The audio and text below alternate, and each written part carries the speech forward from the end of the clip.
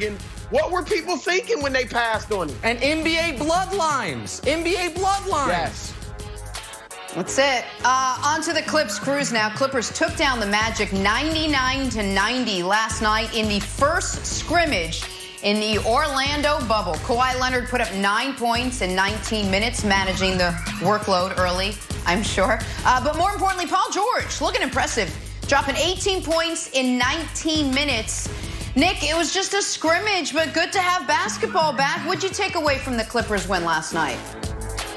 Oh, listen, it was great to have basketball back. I talked with Broussard right after this game completed, and Broussard always says, that I like to criticize Kawhi Leonard. Let me give Kawhi Leonard, it'd be the first person to say this.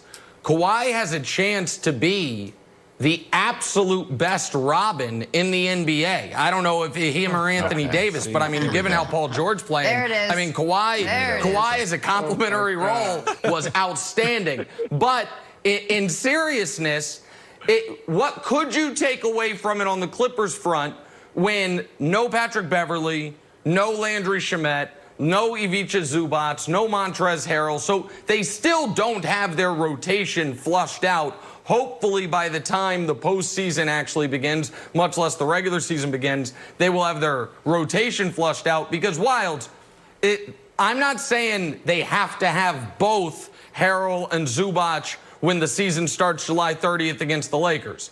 But you can't be dusting off and waving the smoke away from Joakim Noah in big NBA games. Oh, yes, you can. It's not 2014 yes, anymore. You can. No.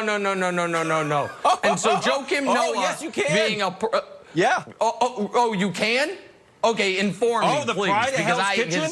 Two-time NCAA champion in 2014, Defensive Player of the Year and perennial thorn in the side of the Cleveland Tourism Bureau. Joakim Noah is back, and not only back, he's back in the starting lineup. Broussard, I loved it. I think we have a few highlights we can show of him. He ended up with 4 points, 5 rebounds, and 3 assists in only 50. Give that to me. Give that to me. We also, Nick, just for your benefit, we did the per 36, 9.6 points, 12 rebounds.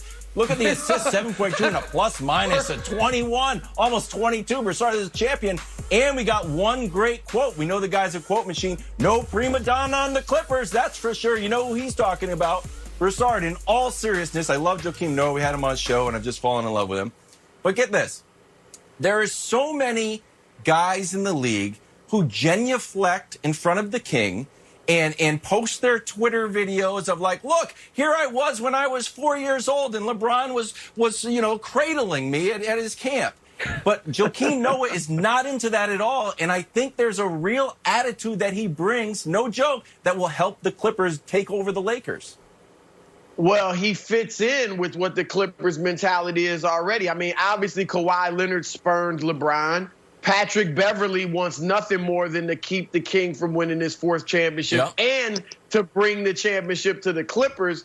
So Noah fits right into that. And I'm all with you on this, Wiles. Joakim Noah, I'm not going to overreact to an exhibition game, but he looked good. For a guy who hadn't played in eons, oh my he God. goes out there, he set good screens, he did all the little things, he rebounded the basketball, he finished. I know Nick doesn't like him because he once called LeBron and the Cavaliers Hollywood is HE double hockey stick. But still, Joakim Noah is a pro, and he will fit in nicely with the Clippers. I love it. I've heard of contact highs. I've never heard of people getting high just by talking about somebody, and that appears to be what's happening with Wilds and Broussard in related to Joakim Noah commentary. Did you say a thorn in LeBron's side? How about this? Here's a number for you. 16-5. That's LeBron's career record in the playoffs against Joakim Noah. His best record against any individual player in league history, aside from Al Horford, who he's, I think, 19-4 against, just utterly dominated Horford in his career. Joakim Noah has never had a good series against LeBron. In 2011, his season was ended by LeBron. In 2013, his season was ended by LeBron. In 2015, his season was ended by LeBron. And let me tell you this. Nothing, as someone who picked the Lakers to win the title and bet on the Lakers to win the title, nothing will thrill me more than if the Clippers are fortunate enough to make it to the conference finals and play the Lakers that Joakim Noah can be prominently involved. Joakim Noah hasn't been good since 2014. He hadn't played in the playoffs since 2015. Like, I don't understand what you guys are talking about. Go ahead. We're not saying Noah's going to lead him to the promised land. We're just saying he looked pretty decent for a 35-year-old guy who hadn't played in a year. That's it. In all seriousness, Nick, though, here's something. We know the Lakers and the Clippers have their two stars. Look, we've known this. It just was highlighted again yesterday. The Clippers' two stars, Kawhi and George, can each go get theirs whenever they want off the dribble. Whereas with the Lakers, Anthony Davis, as great as he is, he's not the guy that's going to just necessarily go get his whenever he needs it off the dribble. He has to be set up a little more than George or Kawhi. That's something to watch for. Well, can I just bring up the bigger picture here? The fact, Nick, you brought it up. Clippers are still flushing out their lineup. They've been flushing out the lineup seemingly since day one. We keep saying, well, as soon as they get all their pieces, they're going to be a good team. Here we are at the restart. They still don't have their pieces, and now we're saying, well, maybe by the playoffs of the restart in the bubble, they may have everything flushed out. That's got to be a bit of a disadvantage, Broussard, to the Clippers at this point, that they still don't truly have the lineup. Go ahead, Nick. I think it's pretty clear that one of the question marks with the Clippers is what's their eight-man rotation?